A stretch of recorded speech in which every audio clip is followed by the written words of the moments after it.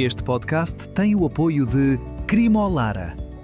Bem-vindos ao Agricultar, o podcast de conversas sobre agricultura. Eu sou Isabel Martins, da Vida Rural, e hoje estamos a encerrar o ciclo de podcasts gravados no âmbito da Feira Nacional de Agricultura.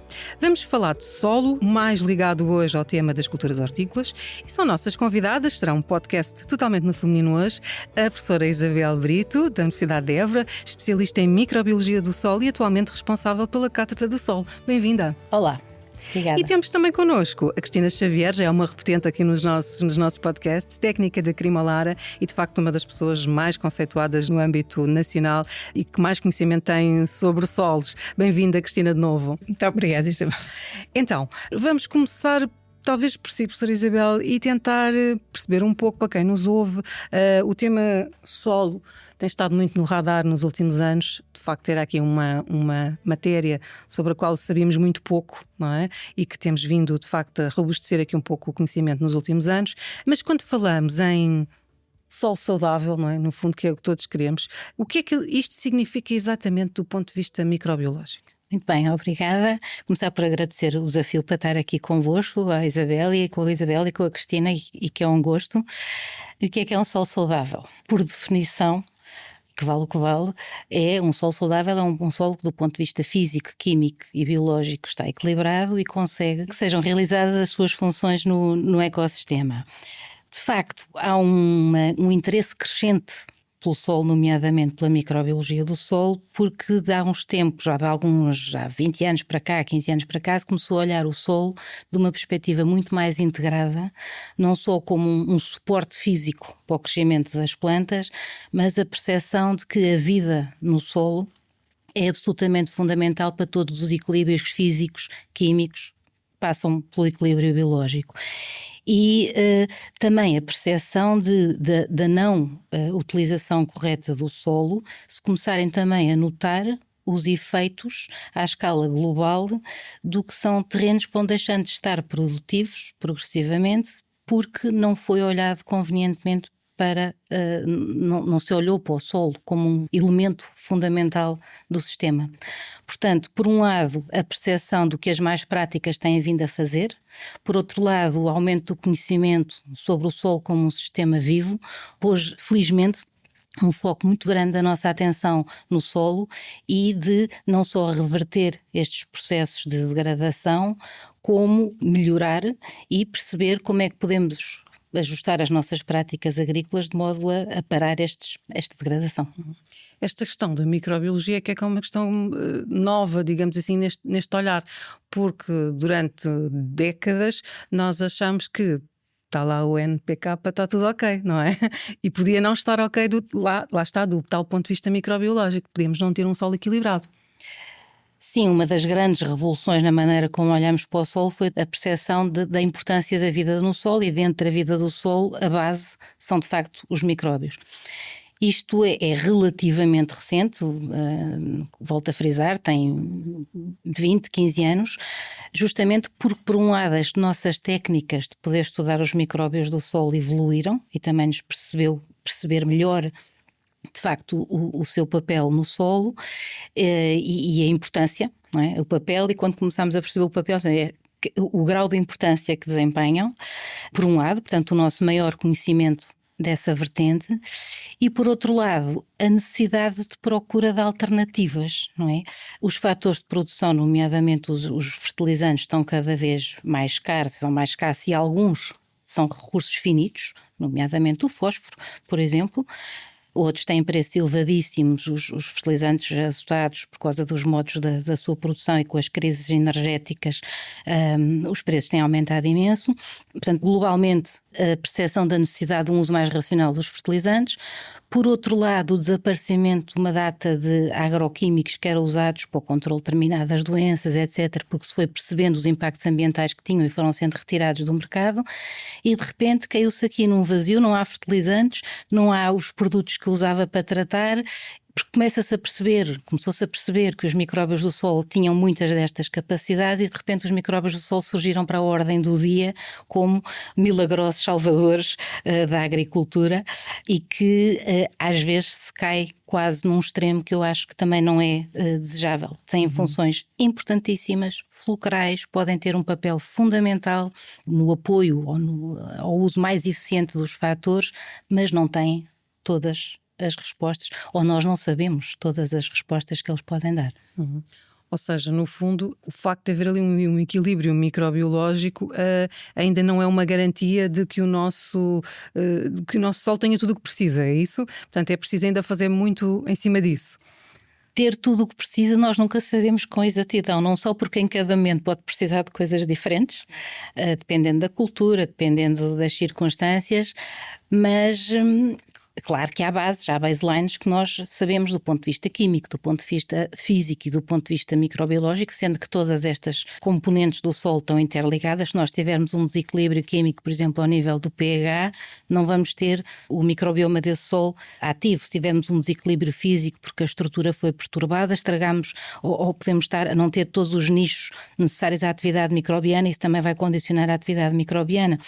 Por outro lado, se a estrutura está degradada, há menos armazenamento de água, isso vai condicionar também a atividade microbiana, que por sua vez, se estiver ativa, contribui para melhorar esta estrutura. E, portanto, há aqui uma série de interações que nós podemos intervir de alguma forma, mas estamos longe de conseguir dominar na perfeição. Podemos fazer o melhor possível, o melhor que sabemos à luz do que sabemos hoje. Mas precisamos saber muito mais, não é? Exatamente. Seja, nós já podemos, de alguma forma, dizer que este equilíbrio microbiológico é mais importante em algumas culturas que outras, pensando aqui um bocadinho, se calhar, nas hortícolas, que hoje gostaríamos de focar um bocadinho mais nestas culturas, no solo e nas hortícolas.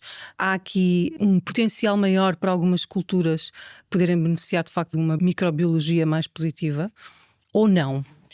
Todas as culturas beneficiam, certamente. O que nós temos é sistemas culturais que são mais interventivos, por exemplo, em certos sistemas hortícolas extensivos. Estou a pensar, por exemplo, aquele em que eu tenho mais experiência, que é o tomate de indústria, que é um sistema que ainda é muito intervencionado, não é? Portanto, tem práticas agronómicas, algumas delas um bocadinho agressivas, chamemos assim.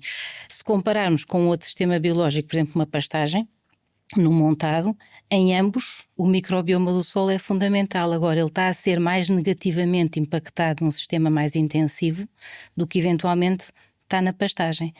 E, portanto, podemos pensar, ok, então temos que ter mais atenção a como é que não vamos estragar num sistema mais intensivo ou como é que vamos recuperar, porque na pastagem ele está menos ameaçado. Mas não quer dizer que não seja igualmente importante e que não devamos ter também a nossa atenção, como é evidente. Portanto, em sistemas intensivos, digamos assim, é preciso ter mais atenção. Mais atenção, porque é mais negativamente impactado pelas práticas que são usadas. Leva-nos aqui assim, à próxima questão. Do que já sabemos, fica muito claro que há práticas com um impacto mais positivo e práticas com impacto negativo, não é? De uma forma mais genérica, o que é que nós podemos dizer sobre isso? O que é processamento líquido que tem um impacto negativo? Falar seguramente de mobilizações e coisas do género, e aquilo que nós já sabemos que beneficia esta microbiologia, como as culturas de cobertura, por exemplo.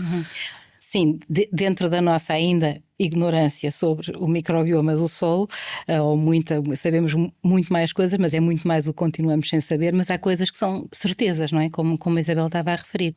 Nós sabemos que numa mobilização intensa do solo, ao destruirmos a diversidade estrutural, a homogeneizarmos porosidades, a dimensão de agregados, etc., estamos a destruir o habitat de muitos micro-organismos, estamos a quebrar as hifas dos fungos filamentosos e, portanto, sabemos a partir daqui isso tem um impacto grave na vida microbiana do solo e, portanto, a mobilização é, sem dúvida, um dos fatores muito determinantes. Isso está já muito estudado, de facto, e não há qualquer dúvida sobre isso. Outro dos fatores que é impactante é a diversidade das plantas que estão nesse solo. E aí entra a cultura de cobertura como um fator que permite introduzir essa diversidade, ou volta a entrar a questão das rotações de culturas, que se foram perdendo por questões que são compreensíveis. Os agricultores foram tendo que se especializar cada vez mais e, portanto, é mais fácil ter todo o seu equipamento, a sua maquinaria, a sua estrutura produtiva focada só numa cultura. Mas o certo é que a diversidade de culturas que está associada a uma rotação é absolutamente fundamental também para a diversidade do microbioma do solo, porque vamos ter plantas diferentes no solo, vão estimular grupos microbianos diferentes porque têm enxudados radiculares diferentes, e isso vai-nos proporcionar um aumento da diversidade. E o aumento da diversidade é sempre uma aposta ganha.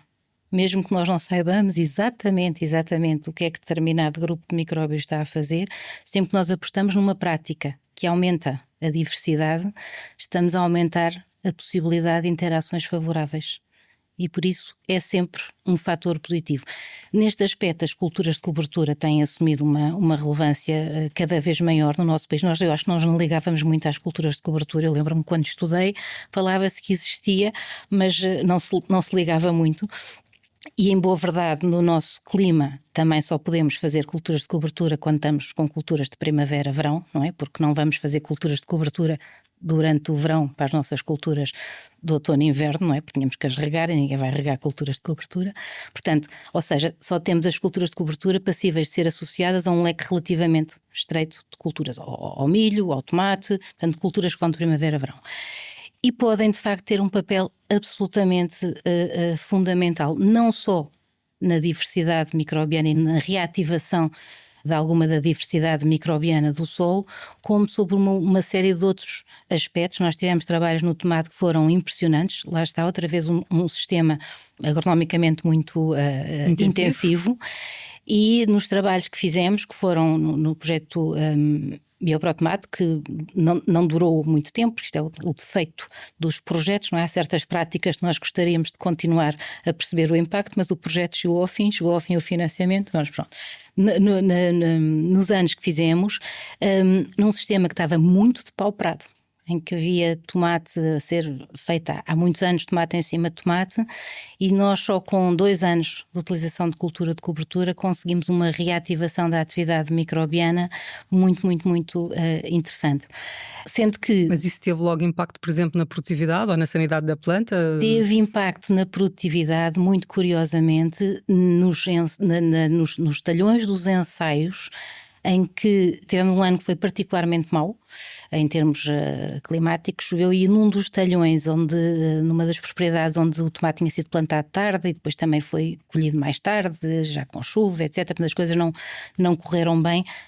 Aí, nesse ensaio, foi onde nós tivemos a maior diferença relativamente aos talhões onde tínhamos a cultura de cobertura. Ou seja, quando corre tudo bem, corre tudo bem. Quando corre mal, que foi o caso, um sistema que está mais protegido, porque antes tinha tido a cultura de cobertura, tivemos uma produção cerca de quase 30% mais relativamente ao tradicional. Portanto, funcionou quase como que, eu às vezes faço a analogia de que estas coisas funcionam quase como com um seguro de vida. Só ativamos quando é preciso, não é? Não vamos estar à espera de estar a ativar sempre. E, portanto, quando as coisas correm bem, está tudo certo. Quando correm mal, um sistema que seja mais, isto é uma palavra que está muito na moda, mas é de facto resiliente. Assim, mais resiliente.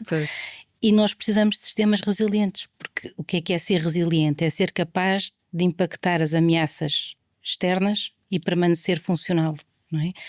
E as nossas ameaças externas em termos climáticos, com as alterações climáticas, são cada vez maiores. Secas, calores ou chuvadas extremas. Portanto, nós tivemos um sistema que é forte, capaz de impactar estas situações e assim continuar produtivo. Nós só vamos saber quando esses eventos extremos acontecerem, não é? E, portanto, lá vem a analogia do seguro de vida.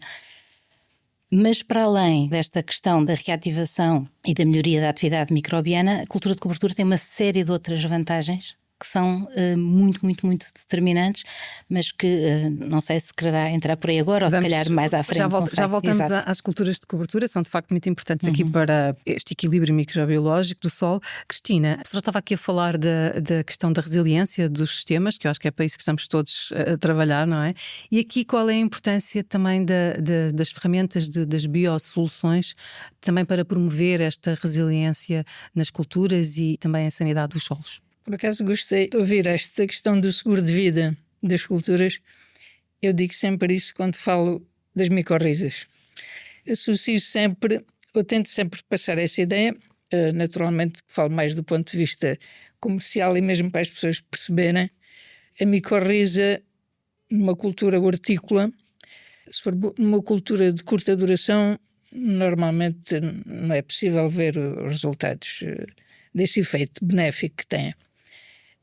Mas numa cultura muito intensiva, por exemplo, como é o tomate de indústria, isso é um dado que normalmente faz a diferença quando as coisas correm muito mal ou quando temos um ano tranquilo.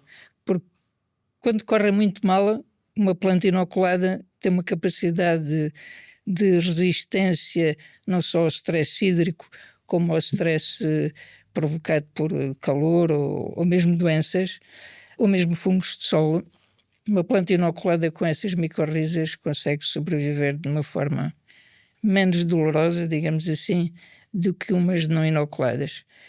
Em todo o caso, as micorrizas é um dos bioestimulantes que podemos falar, existem outros, mas dentro dos bioestimulantes microbiológicos, chamemos-lhe assim, deve ser dos organismos que têm um potencial maior. Também podemos aqui incluir a tricoderma, que também tem essa capacidade de não só de promover uma eficiência da planta relativamente a resistências a ataques de patógenos do solo, nomeadamente fungos. Cristina, só para quem nos ouve e que não sabe a diferença entre a micorriza e a tricoderma, só de uma forma muito simples, só então, explicar as diferenças. A professora Isabel poderia explicar isto de forma cientificamente mais correta, mas simplifica, são ambos fungos, não é? O caso da micorriza estabelece uma relação de simbiose com a planta, portanto, inocula a planta e entra dentro da planta, digamos assim. O seu desenvolvimento depois no solo funciona como um sistema radicular mais abrangente, com raízes mais finas que penetram o solo em zonas onde uma raiz normal da planta não pode existir. Uma tricoderma, sendo um fungo também, é um predador, digamos assim, de fungos. Portanto, ele controla, de alguma forma, o microbioma do solo relativamente à planta, no que diz respeito a torná-lo num processo mais equilibrado ou com menos agentes patógenos que possam interferir nessa relação. Essa é uma questão interessante, porque os micro-organismos também podem ser patogénicos, ou seja, claro, sim, nós estamos também a há falar... aqui um equilíbrio das micorrizas e as tricodermas, também para fazer esse equilíbrio com os fungos que não interessam, não é? Absolutamente. Obviamente, tudo isto são organismos estudados, não é? Portanto, nós sabemos o comportamento que eles têm no solo, porque, como é evidente, da profusão de fungos que existem no solo, o problema maior é sempre o equilíbrio que eles têm, não é? E isso é que é difícil, normalmente, de quantificar e de trazer equilibrado. Mas a tricoderma, de facto, tem um potencial grande, tratando-se de um fungo, mas é um fungo que tem uma ação no solo que controla uma série de fungos do solo, que no caso, por exemplo, do tomate de indústria, são problemas graves e que de facto funciona. A quantificação, e de facto existe algum desconhecimento exatamente daquilo que vamos conseguir saber quando aportamos este tipo de fungos ao solo, mas sabemos que a eficiência, enfim, e a quantidade que estamos a aplicar, à partida não irá desequilibrar esse microbioma do solo. Nós na Cremolera também temos um serviço que faz esse tipo de análises, porque há agricultores que gostam de saber e é do interesse deles saber como é que está o solo antes de aplicarem os micro-organismos e depois de aplicarem os micro-organismos. E nos casos em que temos acompanhado, isso é uma situação que se tem revelado, não digo o mais eficiente possível, mas temos conseguido equilibrar as coisas de alguma forma, ou pelo menos dentro daquilo que temos à nossa frente, e as culturas de um ano para o outro também mudam, os anos são muito heterogéneos e este tipo de micro-organismos também precisa de condições para funcionar. Por exemplo, no caso da tricoderma, se não tivermos matéria orgânica no solo, dificilmente conseguimos uma eficiência deste organismo. Ou seja, elas só por si também não fazem o milagre, obviamente, digamos assim, não é? Obviamente. E isto, os bioestimulantes, estamos a falar só nestes microbiológicos, mas... Há uma enorme panóplia, não é? Mas há outra série de bioestimulantes não microbianos, por exemplo, como o caso dos péptidos, que é agora um novo bioestimulante que temos, que atuam nos processos fisiológicos da planta, não é? Não são substitutos dos fertilizantes, não são substitutos como a tricoderma, não é substituto de um fungicida, mas os bioestimulantes ajudam o agricultor a complementar os seus processos de produção.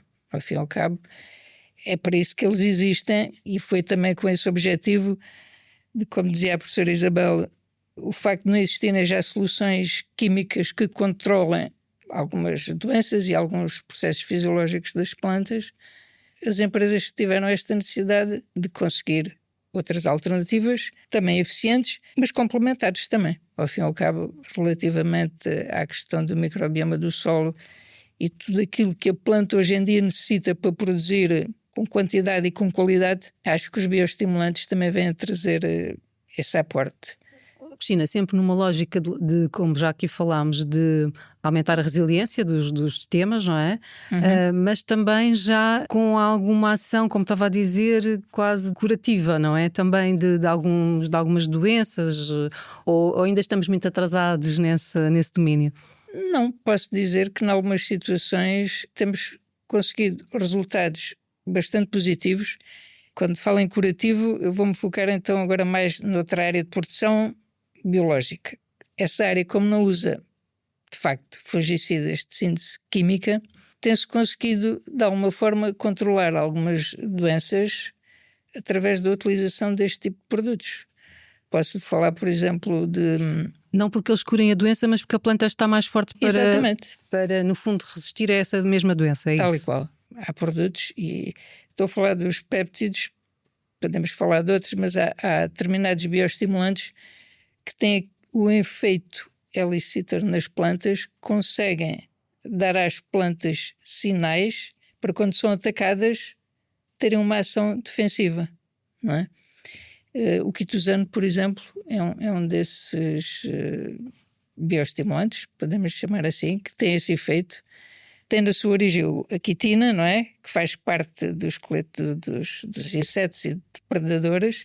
Portanto, dá à planta sinais, quando é aplicado, pode vir a ser atacada, e a planta consegue naturalmente criar as suas próprias defesas para subsistir melhor quando há um ataque de insetos ou de pragas, seja de que tipo for.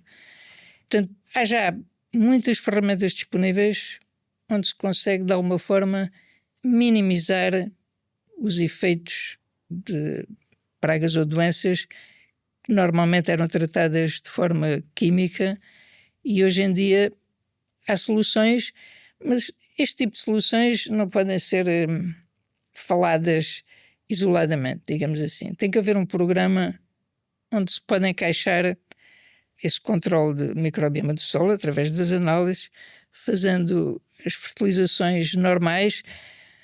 O que a professora acabou de dizer, diminuir as mobilizações de solo, fazer as rotações, as culturas de cobertura, se isso for possível, já estamos aqui a criar processos que nos dão uma garantia de resultado final mais positivo, sem dúvida nenhuma. Ou seja, Cristina, se houver um cuidado com o solo ao nível do que a professora Isabel estava a dizer, de conhecer as práticas que têm os impactos positivos e negativos, e em cima disso acrescentarmos esta camada das ferramentas biotecnológicas, destas biosoluções, no fundo estamos a caminhar para esta Absolutamente. Independência de produtos mais nocivos, não é? Com certeza. Este conceito de agricultura regenerativa, por exemplo, está completamente em voga, certo? Acho que, digamos, cria o habitat para este tipo de soluções povoarem, não é? Acho que ficaria um sistema muito mais equilibrado neste formato. E, como vimos, são sistemas produtivos, onde se conseguem bons resultados e com qualidade. Sim, sempre a falar de sistemas produtivos, não é? Portanto, nada disto é esotérico, como eu acho que dizer, e nada disto é uma solução... Fechadas, não é? No fundo, sim, tem muito para evoluir, professora. Eu gostava só de fazer aqui uma chega, se for possível. As interações microbianas, seja no contexto agronómico, seja noutros contextos, são das coisas mais difíceis de estudar, porque são muito variáveis. E ao fim e ao cabo, quando estamos a falar destes produtos ou de melhorar o microbioma do solo, estamos a falar das interações que se estabelecem, e interessam-nos todas, as boas, entre aspas, e as más. Interessam-nos as interações de parasitismo ou de predação, se forem contra agentes patogénicos, interessam-nos as mutualistas com as plantas, se for para fazer a planta crescer melhor. Agora, a dinâmica destas interações é enorme. E nenhum agente patogénico, como eu costumo dizer, anda com o letreiro na testa a dizer que é patogénico, porque pode ser patogénico numas condições e noutras já não ser. Assim como um benéfico pode, numas circunstâncias, estar a estabelecer uma simbiose mutualista com a planta, estar-lhe a dar coisas em troca, mas depois, se as circunstâncias mudam, continua na mesma a estar associada à planta, mas já não está a dar nada em troca e passamos a ter uma relação de parasitismo. Portanto, mesmo para o mesmo organismo, a dinâmica da interação é muito variável de acordo com as condições e daí também, às vezes, algum grau de inconsistência na aplicação de alguns destes produtos, porque depende muito de quem já está, com quem vai interagir e das circunstâncias locais. Como é que controlamos isso? Pois não, É não difícil. controlamos. Por onde nós controlamos, voltando ao que eu disse há pouco, é se aumentarmos a biodiversidade. Vamos cá ver, vindo para trás, quando é que nos surgem as doenças das plantas? Quando é que nos surge o fusário no tomate? Quando estamos a fazer tomate em cima de tomate, em cima de tomate, em cima de tomate no mesmo solo. O que é que isso está a acontecer? Temos sempre a mesma planta, a estimular sempre o mesmo grupo de organismos e a não estimular outros que eventualmente interatuavam com esses. E é quando fazemos sempre a mesma coisa surgem as doenças. Foi uma das razões, ou uma das razões para se usar antigamente as rotações, é justamente para isso. Porquê é que surgem as doenças? Porque desequilibramos aquele microbioma em termos de... Às vezes nem é tanto em termos de diversidade, até estão os mesmos micróbios. Uns é que assumiram uma preponderância muito grande relativamente a outros. Desequilibramos a comunidade.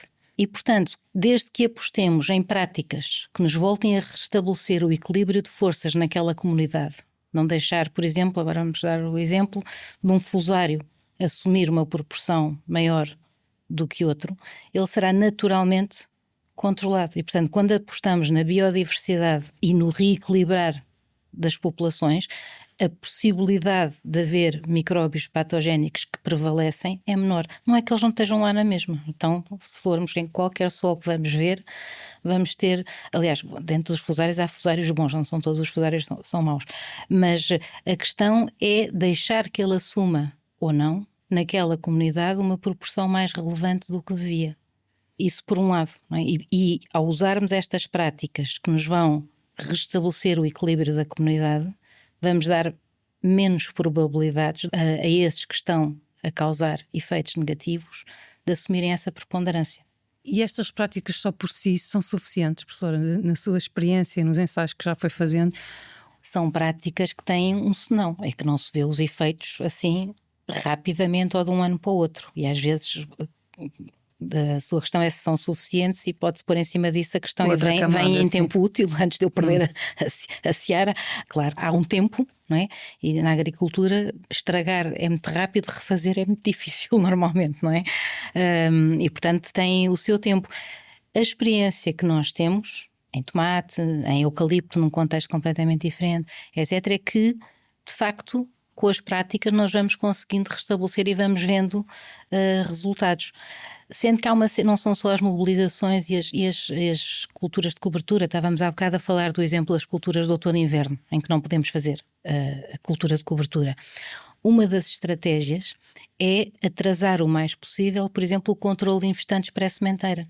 Porque as infestantes, as plantas que naturalmente nascem no solo e que não nos dão jeito se não são da nossa cultura, portanto são infestantes, elas próprias interagem com o microbioma do solo. E normalmente são muito diversas, ou seja, nem sempre, mas muitas vezes também são muito diversas. Se nós, por exemplo, no potenciar da micorrização da cultura que vem a seguir, se nós pudermos retardar o mais possível o controle das nossas infestantes, estamos a deixar que elas potenciem a atividade microbiana do solo também. Podem ser uma ferramenta, claro que depois quando vem a nossa cultura nós queremos lá, estão a competir. Pois podem competir, exatamente, portanto é preciso ter mas esse podemos, em vez controle muito afinado, no exatamente. fundo. Isto requer uma atenção. O que é que isto exige? Isso me permite fazer aqui essa ponte. Exige maior conhecimento por parte do agricultor.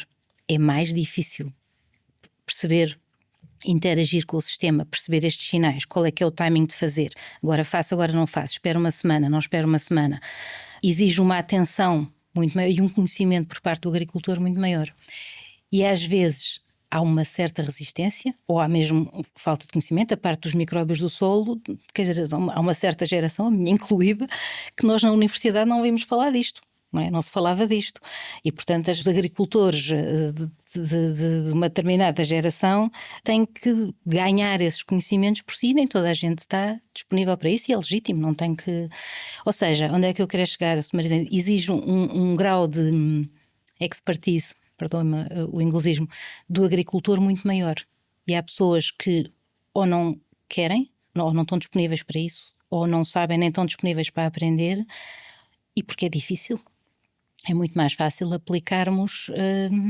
Porque a própria comunidade científica está a aprender também, não é? Exatamente. E precisa, se calhar, ainda de ensaiar muito e testar muito, Exatamente, não é? mas já sabemos algumas coisas que dá para passar, outras vamos aprendendo, sem dúvida. Mas felizmente há uma geração, ainda há pouco tempo tive a oportunidade de estar em contacto com uma geração muito nova de agricultores, gente nova, muito empenhada em saber mais, em conhecer bem os sistemas. Portanto, eu acho que há esperança de gerações futuras virem a trabalhar de uma forma mais, não queria dizer muito profissional, mais sensibilizados profissional não é que os outros agricultores não sejam profissionais, como é óbvio que são, mas mais sensibilizados e saber como integrar estes temas na sua gestão. É um bocadinho mais por aí. Mas só para terminarmos, professora, nós devemos sempre tentar esgotar ao máximo tudo o que podemos fazer a nível das práticas positivas para o solo antes de enveredar por exemplo, produtos inoculados, portanto, por estas biosoluções. As duas coisas são necessárias nesta lógica de restauro, no fundo, dos nossos solos. Há muita teoria também que só solos muitíssimo degradados é que podem beneficiar, na verdade, deste tipo de soluções mais biotecnológicas. No conhecimento que temos atual, portanto, ao dia de hoje, o que é que pode ser mais interessante? Eu acredito, e sempre tenho guiado a minha investigação por essa área, que os micro-organismos que estão num determinado local sempre lá tiveram. Estão mais adaptados, são normalmente mais biodiversos e, portanto, devemos contar com esses antes de contar com a aplicação de micro-organismos exteriores ao sistema. E o que nós podemos fazer é, com as nossas práticas culturais, melhorar o habitat para esses micro-organismos e deixá-los voltar a multiplicar-se de uma forma mais equilibrada, porque eles estão lá. Os micro-organismos são, nós estamos a falar de resiliência dos sistemas, se há organismos que são resilientes, são os micro-organismos, não é? Que já estavam muito antes de nós e vão continuar muito depois de nós, e, portanto, estão lá. E outra coisa que nós sabemos, nós temos isso em trabalhos nossos com micorrizas, mas isso vem vindo a ser também corroborado por outros grupos. Os micro-organismos num determinado sistema que são mais diferenciadores são os mais raros. São os que existem em menor proporção. Quando diz diferenciadores, em que sentido? É no sentido de conseguirem levar a cabo funções ou processos que são fundamentais naquele sistema.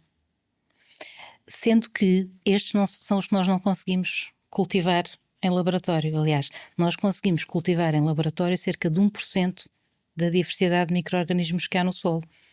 E, portanto, todos os produtos que são aplicados correspondem basicamente a este 1%. Os outros 99% são absolutamente fundamentais e dentro dos outros 99% são os que são mais raros, que às vezes são os fundamentais para determinados passos. Posso ter o azoto, o fósforo, o potássio, tudo, mas há um passo para a sua transformação que é muito específico e que só determinadas bactérias específicas daquele local conseguem fazer. Posso ter o elemento no solo, até numa análise de solo me pode dizer que ele está presente, mas não está a chegar às plantas de forma conveniente.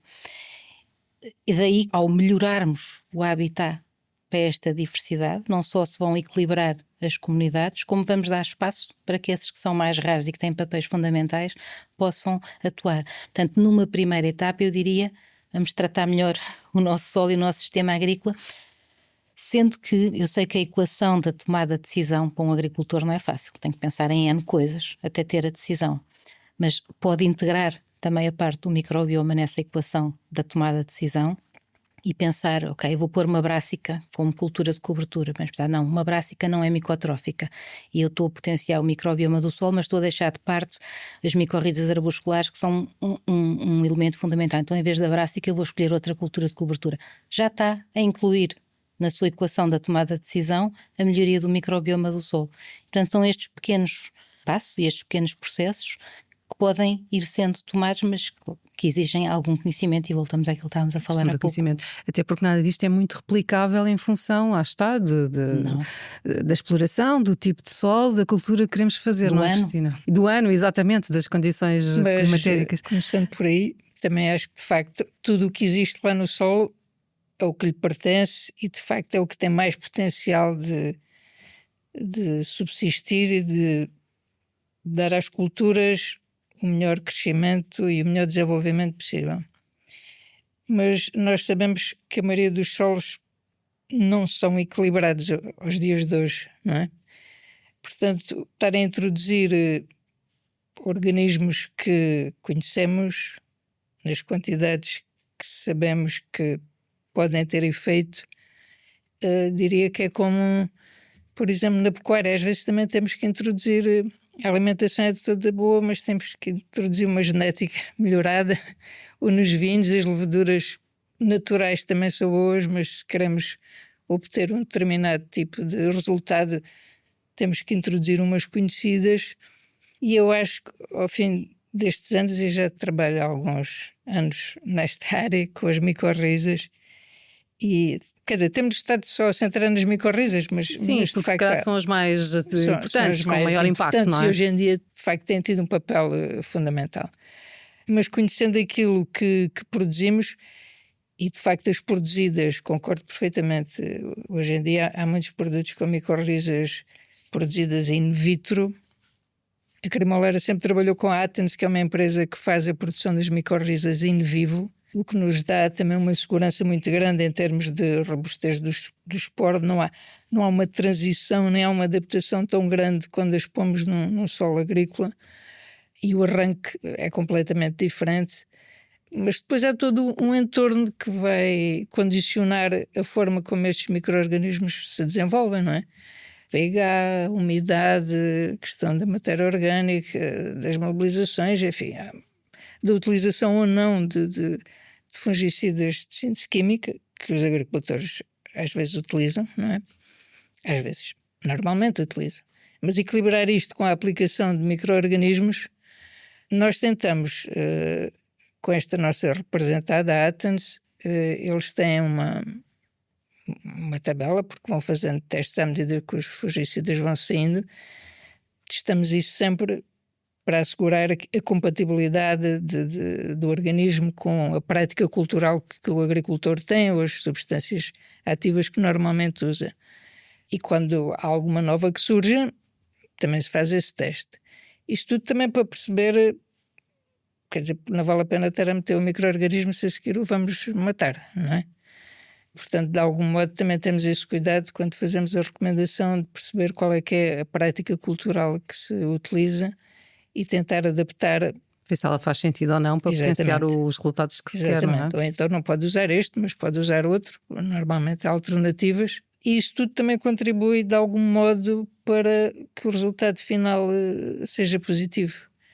E isto de facto não é fácil no meio como o solo trabalhar com este tipo de produtos, mas os resultados vêm-nos confirmar que de facto nós estamos ainda a otimizar todos os processos e saber exatamente se a carga que estamos a aplicar de micorrizas ou tricoderma é suficiente para o efeito que queremos obter, mas a prática tem-nos mostrado que podemos ir afinando o processo e conseguir uns resultados geralmente mais otimizados. Uhum.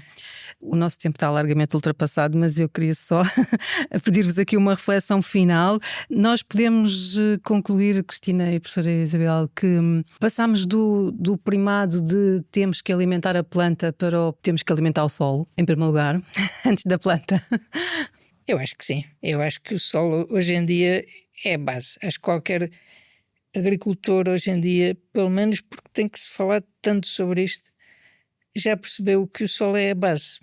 O solo é que nos vai dar características não só de qualitativas nos alimentos que comemos, não só a nível de sensorial, como de sabor, de olfato, de tudo aquilo que está ligado aos alimentos. Provém do solo, não é normalmente dos produtos químicos que vão conferir esses itens que tanto apreciamos naquilo que comemos. fazer esta ligação com este tipo de bioestimulantes, a utilização de bioestimulantes microbianos, estes bioestimulantes não de síntese química, que fazem com que naturalmente os processos fisiológicos da planta deem resultados mais completos, mais homogéneos. E ao fim e ao cabo é isso que o agricultor quer e que o consumidor final também pretende. Objetivo final, Sra. Isabel, para terminarmos. Sem dúvida que a planta depende do solo, e o solo em muitos aspectos também depende da planta, mas basicamente a planta faz a fotossíntese e vai buscar o seu carbono e a energia, a energia solar e o carbono na atmosfera, mas para fazer tudo o resto precisa do que está no solo, e portanto se não encontrar vai ter um processo fotossintético deficiente e também não vai crescer. Portanto, de facto, o solo é aqui um parceiro, sendo que por sua vez, no ciclo normal e natural das coisas, também é quando a planta morre, mesmo que se levem os frutos ou a parte aérea ou o que seja que colhemos, normalmente a raiz, ou a maior parte das plantas, a raiz fica, e a raiz por sua vez também vai potenciar a atividade microbiana do solo e portanto permitir enriquecer o solo em matéria orgânica, e portanto há um ciclo que envolve o solo e a planta, e um sem o outro também não funcionam. E é a complexidade destas interações que torna tão difícil às vezes estudá-las, e com os micróbios aqui pelo meio, entre estes dois sistemas, a terem um papel absolutamente fulcral. Mas sim, se não olharmos para os nossos solos, não vamos ter plantas saudáveis e produtivas, e no limite a agricultura é uma atividade económica e tem que ser sustentável também economicamente para o agricultor, e portanto deixemos de alguns lirismos que às vezes ouvimos, porque, como é evidente, tem que dar dinheiro, mas também tem que ser sustentável no sentido em que continua a dar. Não é? Se fizer como é feito atualmente, continua a dar. Porquê? Porque estamos a aumentar cada vez mais os fatores de produção, porque o que era o papel do solo vai sendo minimizado, e como é que nós conseguimos compensar isso com mais inputs? E portanto, no limite, não há inputs que nos valham ou torna-se tão caro que a rentabilidade exatamente. E portanto é este equilíbrio que tem que se encontrar, e que nós vamos estudando também, ajudando com o que podemos, mas que não é fácil. Mas já vamos sabendo um pouquinho mais hoje do que sabíamos ontem, não é? Portanto, vamos adicionando este conhecimento e com ele trazendo mais resultados. O tempo voa quando falamos deste tema tão importante e tão fascinante, eu diria, que é o solo. Foi realmente um grande gosto, Cristina Xavier, por ouvir-vos. Foi um gosto, as vossas reflexões. Também. O Agricultar fica por aqui. Já sabe que pode continuar a acompanhar a atualidade agrícola em videorural.pt, na nossa newsletter, na app, nas redes sociais ou numa banca perto de si. Até ao próximo programa. Este podcast tem o apoio de Crimolara.